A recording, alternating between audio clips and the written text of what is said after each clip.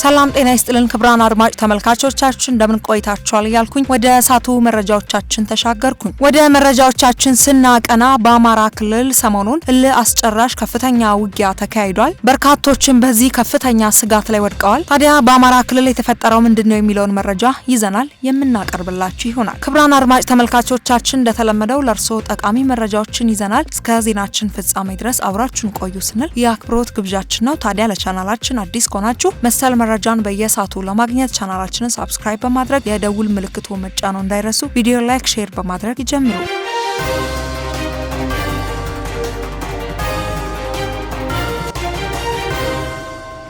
አማራ ክልልን በተመለከተ ወዳገኘነው መረጃ ስናመራ በአማራ ክልል የደቡብ ጎንደር ዞን መቀመጫ በሆነችው ደብረታቦር ከተማ በፋኖ ታጣቂዎች እና በመንግስት ኃይሎች መካከል በተካሄደ ግጭት የህይወትና የንብረት ጉዳት መድረሱን ነዋሪዎች ተናገሩ። በከተማዋ ከፍተኛ ውድመት ያደረሰው ግጭት የተከሰተው በዞኑ በሚገኙ ሌሎች አካባቢዎች ጭምር ውጥረት ከነገሰ ከአንድ ወር ገደማ በኋላ እንደሆነ ነዋሪዎቹ ለቢቢሲ ገልጸዋል። እስከ ቀኑ 11 ሰዓት ድረስ የዘለቀ ነው ባሉት በዚህ ግጭት ፖሊስ ጣቢያዎችና የመንግስት ተቋማት ተቃጥለው እንዲሁም የመንግስት ጸጥታ ኃይሎችና የፋኖ ታጣቂዎች ሞተዋል። የሟቾች ቁጥር ምን ያህል እንደሆነ ባይጠቅሱም የደረሰውን ጉዳት ከባድ ሲሉም ገልጸዋል። ሌላዋ ነዋሪ የፈርጣ ወረዳ ፖሊስ ጽሕፈት ቤት ሙሉ በሙሉ ወድሟል። ቄስ አለማየሁ የሚባል አካባቢ የሚገኝ የከተማ ፖሊስ ጣቢያና የዞኑ ፖሊስ መምሪያ እንዲሁም ማህበራት የሚባል መስሪያ ቤት ተቃጥሏልን ብለዋል። የሲቪል ሰርቪስ መምሪያ፣ የዞን ፖሊስ መምሪያ፣ የዞን ዋና አስተዳደር፣ የእንግዳ ማረፊያ እንዲሁም በርካታ የፖሊስ ጽሕፈት ቤቶች መቃጠላቸውን የገለጸው ሌላኛው ነዋሪ በበኩላቸው በመንግስት ተቋማት ላይ የደረሰው ውድመት መጠነ ሰፊ እንደሆነ ተናግረዋል። ከአርሶ አደሮቹ መስሪያ ተሰብስበው ተከማችቷል የሚባል ወሬ ስለነበር እርሱን ነው አቃጥለው ወጡ የሚባለው ሲሉም ድርጊቱ በፋኖ ታጣቂዎች እንደተፈጸመ አመላክተዋል። በተለያዩ የከተማው አካባቢዎች የድሮን ጥቃቶች መፈጸማቸውን ነዋሪዎች ለቢቢሲም ተናግረዋል። አንድ ነዋሪ በጥቃቱ በከተማው ዳርቻዎች ላይ የተፈጸመው ኪዳነ ምሕረት አባ አረጋዊ አካባቢ የድሮን ጥቃት ተፈጽሟል። በአካባቢው የፋኖ ኃይል ነበር፣ በእሱ ላይ በተደጋጋሚ ተፈጽሟል ሲሉ ድምጽ ይሰማቸው እንደነበረም ገልጸዋል። ከዚህም ባሻገር በወቅቱ ሲንቀሳቀሱ የነበሩት 4 የሚደርሱ ሰላማዊ ሰዎች መገደላቸውን ነዋሪው አክለዋል። በግጭቱ ስለደረሰ የጉዳት መጠን ከአካባቢው መስተዳደር የተገለጸ ነገር የለም ቢሉ ስለ ክስተቱ ከገለልተኛ ወገን አላጣሩም። የከተማው አስተዳደር ባወጣው መግለጫ ወረራ ሲል የገለጻቸው ኃይሎች በመንግስትና በግለሰብ ንብረት ላይ ውድመትና ዘረፋ መፈጸማቸው ተገልጿል። ታጣቂ ኃይሎችን በስም ያልጠቀሰው አስተዳደሩ ብዛት ያላቸው የከተማ አስተዳደሩ ተቋማት፣ የደቡብ ጎንደር ዞን እና የፈርጣ ወረዳ ተቋማት በእሳት እንዲቃጠሉ እንዲሁም የኤሌክትሮኒክስ ዕቃና ሌሎች ቁሳቁሶች እንዲወድሙ አድርጓልን ብለዋል። ከዚህም በተጨማሪ አምቡላንሶችና ተሽከርካሪዎችን እንዳቃጠሉም ገልጿል። የከተማው አስተዳደር በማህበራዊ ሚዲያ ላይ በቃጠሎ የወደሙ ተቋማትና ንብረቶችን በምስልም አጋርቷል። የአማራ ብሔራዊ ንቅናቄ አብን የካቲት 3 2018 ዓ.ም ባወጣው መግለጫ በክልሉ አንዳንድ አካባቢዎች ግጭትም አገርሽተዋልም ብለዋል።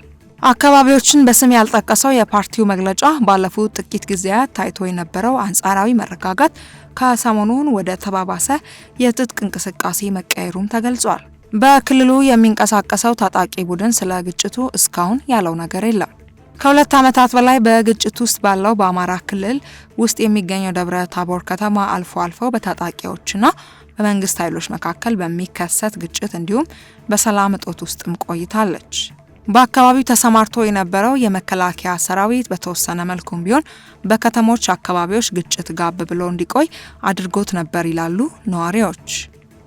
ሆኖም የመከላከያ ሰራዊት ከደቡብ ጎንደር ዞን መውጣቱን ተከትሎ የፋኖ ታጣቂዎች ሮብ ዕለት ወደ ከተማዋ እንደገቡ ይናገራሉ። አንድ ነዋሪ ባለፈው ሳምንት አርብ ጥር 29 2018 ዓ.ም መከላከያ ከደቡብ ጎንደር ወጥቶ ነበር፣ ከዚያም ፋኖች በየወረዳው ገቡ፣ ከዚያም ወደ ዞኑ ገቡም ብለዋል። በከተማው ዙሪያ ለአንድ ሳምንት ያህል ውጥረት እንደነበረ ያስታወሱት ነዋሪው ማክሰኞ ዕለት በስራ ላይ ሳሉ የፋኖ ታጣቂዎች በመኪና ተጭነው ወደ ከተማዋ እያመሩ እንደሆነ ሲሰሙ እኩለ ቀን ላይ ስራቸውን አቋርጠው ወደ ቤት መመለሳቸውን ይናገራሉ። በዙሪያ ውጊያ ከተጀመረ አንድ ሳምንትም ሆኖታል።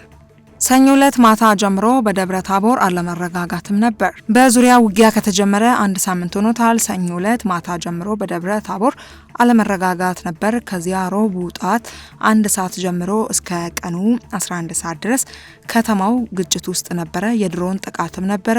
ከሁለቱም ወገን በፋኖም በሚሊሻም ብዙ ሰዎች ሞተዋልም ተብሏል። አብንም በስቲያ ማክሰኞ ዕለት ባወጣው መግለጫ በዝርዝር ያለው ነገር ባይኖርም የሀገር መከላከያ ሰራዊትን መነቃነቅ ተከትሎ ህዝቦችን ለዳግም ሰብአዊ ሁከት የሚዳርግ ሁከት ተከስቷል ሲል የመከላከያ ሰራዊት እንቅስቃሴ እንደነበረም አመላክቷል። ከተማዋ አሁንም ስጋት የተላቀቀች ባይሆንም ከረቡዕ አመሻሽ 11 ሰዓት በኋላ ተኩስ አለመኖሩን ነዋሪዎች ተናግረዋል። የመከላከያ ሰራዊት ወደ ከተማው እያመራ እንደሆነ ከተሰማ በኋላ ታጣቂዎች ከከተማው መውጣታቸውን ነዋሪዎችም ገልጸዋል። እንደ ነዋሪዎቹ ከሆነ ከተማው አሁን ላይ በመንግስት ጸጥታ ኃይሎች ቁጥጥር ስርም ይገኛል። በግጭቱ ህይወታቸው ያለፈ የጸጥታ ኃይሎች የቀብር ስነ ስርዓት ሐሙስ ላይ ይሰማ እንደነበረ የተኩስ ድምጽ ባለፈ ምንም አይነት የመሳሪያ ድምጽ እንዳልነበረ ነዋሪዎቹ ገልጸዋል። ሐሙስ ዕለት ወደ ከተማ ወጣ ብለው እንደነበሩት የገለጹት ሌላ ነዋሪ በበኩላቸው አልፎ አልፎ በከተማ ሰዎችና ባጃጅ ሲንቀሳቀሱ እንደሚታዩ፣ ነገር ግን የመንግስትና የግል ተቋማት ዝግ ሆነው መዋላቸውን ተናግረዋል። የከተማ አስተዳደሩ ከተማዋ ሮብ አመሻሽ ጀምሮ ወደ ቀደመ እንቅስቃሴ መመለሷን በማህበራዊ ሚዲያ ገጹ አስታውቋል። የንግድ ድርጅቶችና አገልግሎት ሰጪ ተቋማት ስራ መጀመራቸውንም ጠቅሶ በከተማው የነበረውን ሰላም ለመመለስ እንደሚሰራም ገልጿል። ከተማዋ ከሰሜኑ ጦርነት አንስቶ ሰላም አግኝቶ አታውቅም ያሉ አንድ ነዋሪ ግን ኑሯቸው አሁንም የሰቆቃ እንደሆነም ይናገራሉ። ነገ ምን እንደሚሆኑ አናውቅም። የፋኖ ታጣቂዎችም የመንግስት ጸጥታ አካላትም ናቸው የሚያስጨንቁን። ሌላ አጣብቂኝ ውስጥ መግባታቸውን ይገልጻሉ። አንደኛው ሲገባ ሌላኛው ሲወጣ በሚፈጠረው ክፍተት የሚገቡ ዝርፊያዎችና ልጆችን ከእናታቸው ነጥቀው ገንዘብ የሚጠይቁ አጋቾች እንደሚያሰጓቸውም ነዋሪዎቹ ተናግረዋል። የኛ የአደጋ ጊዜ ስልክ 911 መድኃኔዓለም ብቻ ነው ሲሉ ሰላማቸው እምነት የሚጥሉበት አካል እንደሌለ በተስፋ መቁረጥም ተናግረዋል። በደብረ ታቦር ከተማ ስለተከሰተው ግጭት የአማራ ክልል አስተዳደር እስካሁን ያለው ነገር የለም። ቢቢሲ እስከ ሐሙስ ምሽት ድረስ ከደቡብ ጎንደር ዞን እና ከደብረ ታቦር ከተማ አስተዳደር ኃላፊዎች ተጨማሪ መረጃ ለማግኘት ያደረገው ጥረት እንዳልተሳካለት በመረጃው አትቷል። ክቡራን አድማጭ ተመልካቾቻችን መረጃው የቢቢሲ አማርኛ ነው። ውድ አድማጭ ተመልካቾቻችን ፈጣሪ ሰላም ለሀገራችን፣ ሰላም ለዓለማችን ይስጥልን እያልን በቀጣይ በሌሎች መረጃ እስክንገናኝ ድረስ በያላችሁበት ጤና ይስጥልን።